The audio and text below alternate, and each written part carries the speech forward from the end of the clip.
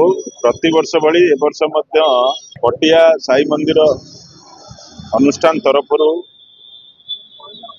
बुली बुली की पानी गाड़ी रे ठंडा ठंडा पानी दिया सहित जो छकरे जलछत्र नहीं से छकरे ए सुविधा दिया जाउची।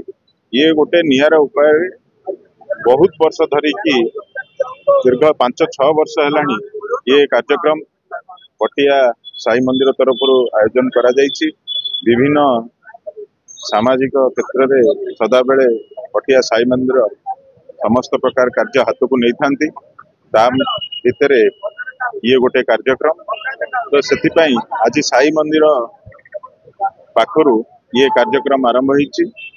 खरा दिने जो बाटोई जो माने जाउचंती सेमानंक पई ये गोटे सुविधा सुजोग मिलिबो तांको पानी पीवा पई तो सेति पई मो धन्यवाद देवी पटिया शिरडी साई मंदिर पटियागढ़ जो साई मंदिर अच्छी ये कार्यक्रम हाथ को नहीं विगत वर्ष एवं ए वर्ष हाथ को नहीं निश्चिंत भाव में लोकंकर जनसेवा उपकृत हो पार बोली आशा करूँ।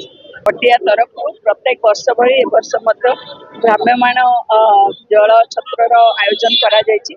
आपण देखंतु गाड़ी रे समान ठंडा पानी रखिछन्ते दही लस्सी मध्य रखिछन्ते जोटा प्रत्येक छक गुडाक बुलिबो जोठी जल छत्र नाही सेठी आउ जोठी बेसी लोक कांग्रेगेशन होउछन्ते सेई जगह रे समान पानी रो व्यवस्था करिवे।